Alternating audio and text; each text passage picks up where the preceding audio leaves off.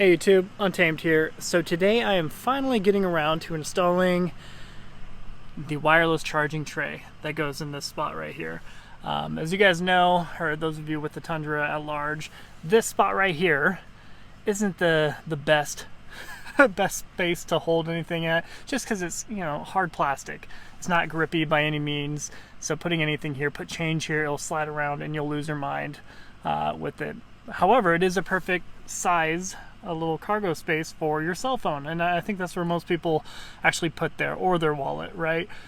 So might as well make it a functional space by installing the wireless charger. So that's what I'm going to do today.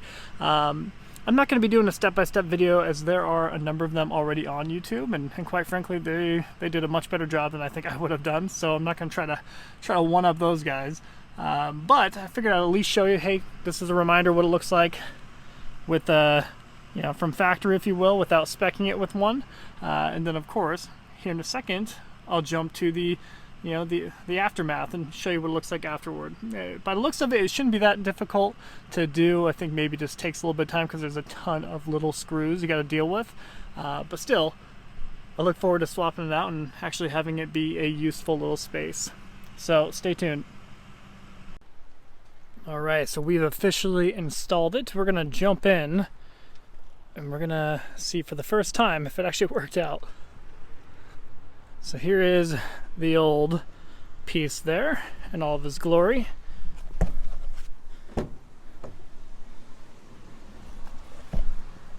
Alright, let's put that up there. So that's how it came out.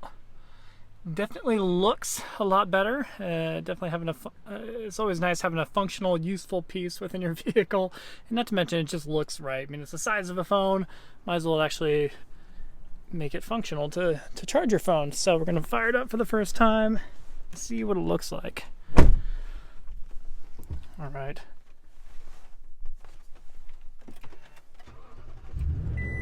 All right, we got lights.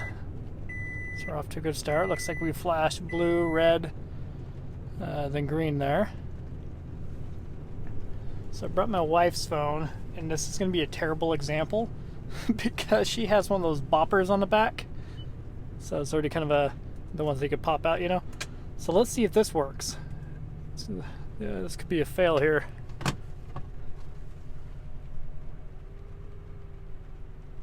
All right, it's already feeling like a fail. Oh. Oh, look at that. It is charging. Okay. So we're live. We're live, team. So definitely cool. Even with the little bopper on the back, it works out just fine. So that's kind of cool. Mine doesn't have that, so I don't have to worry about that so much. Honestly, I was kind of worried just with the case, with the otter box, that it'd be an issue. But honestly, I'm happy it's not. So let's see what happens. So we can turn it off, obviously. Bop that, then it's off. Then we're back in action. That's super cool. So it did just take me maybe about 30-40 minutes.